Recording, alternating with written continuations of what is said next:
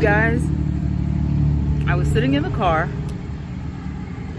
I just got home and I heard on the radio that Breonna Taylor's mother is going to get $12 million from the city for the officers that shot Breonna Taylor. They didn't say anything about arresting the officers, but they said $12 million. They said that it's the biggest payout that's ever been done, which kind of, I thought, the biggest payout that's ever been done? So have they done this before?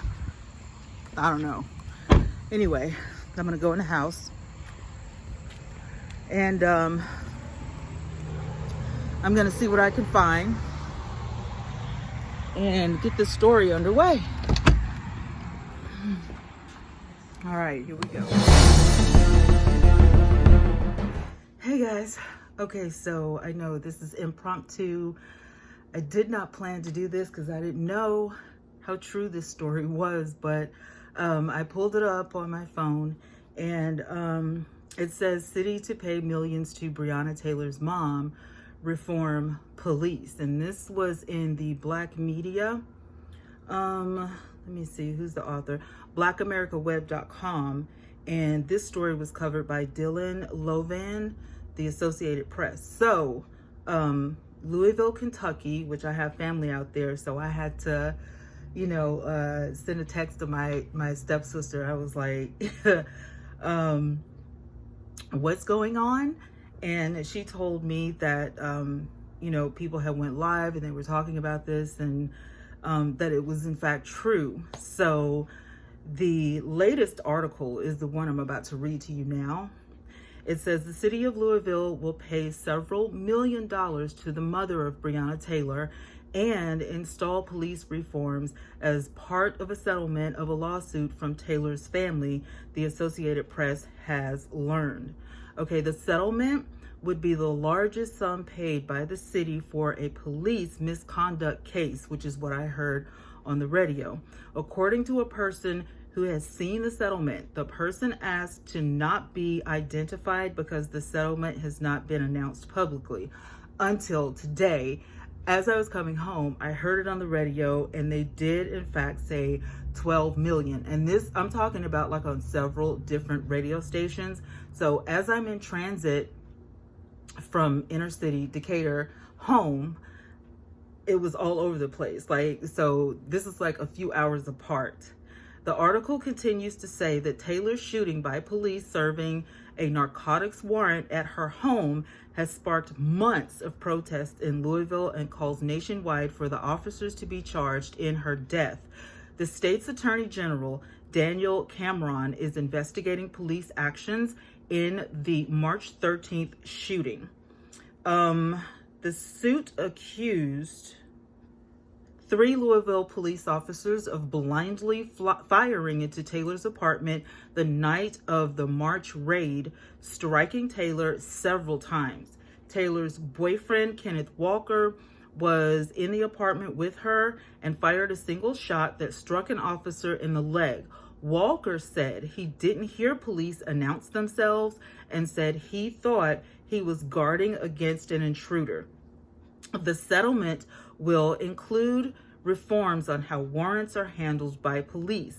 The city of Louisville is expected to announce the details Tuesday afternoon, which is what when I got in the car and I turned on the radio, this is what I was listening to, the announcement. The largest settlement previously paid in a misconduct case, which answers my question, $8.5 million in 2012 to a man who spent 9 years in prison for a crime he did not commit, according to news reports.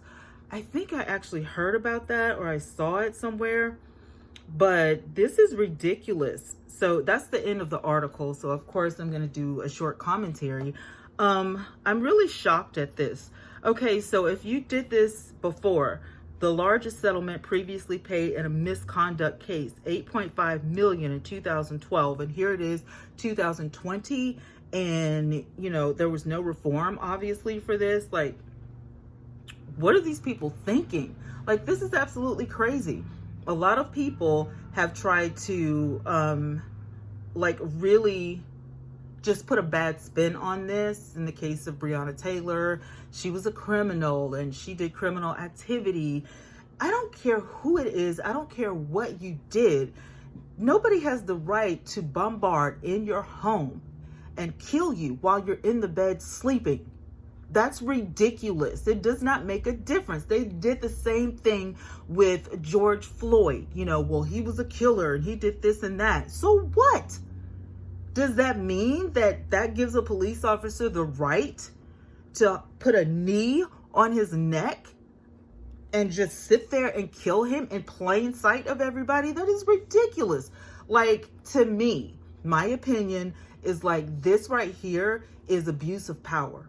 That's what it spells out to me. That's what it smells like. I don't care. This is abuse of power. And if you are a citizen of the United States of America, where we happen to live, I just feel like personally, everybody should be treated equal. And it's never going to happen because of stuff like this, because of things that people want to drag up from the past. You know, everybody has, you know, their own upbringing. And so there are always going to be people who think that, you know, oh, this is a black woman, so she probably stole something. Because I have been racially profiled before in a Christian store. And I talked about this, you know, a long time ago on a previous channel. And of course I was demonetized for it because nobody wants to hear that kind of truth. But I'm black. Clearly, I'm a black woman. And I live in the South. So, of course, I have experience with this. Now, regardless, let me just back up a little bit.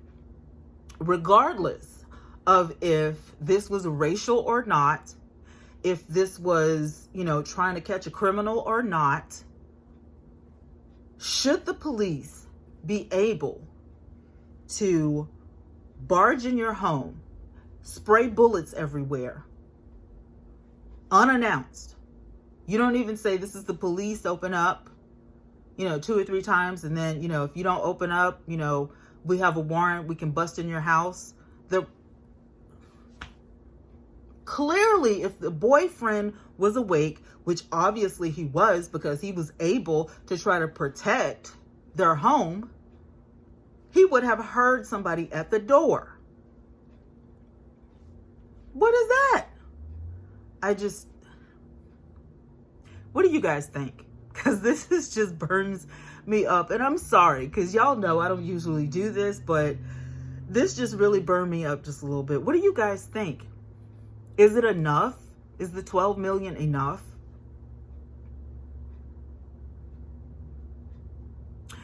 My youngest daughter, I would do anything to get her back, but she passed away as a baby. And to me, I'm like, in a way, I'm glad that she, you know, wasn't, you know, grown. She didn't know what was happening to her. She was premature. It is very unusual and unnatural to bury a child.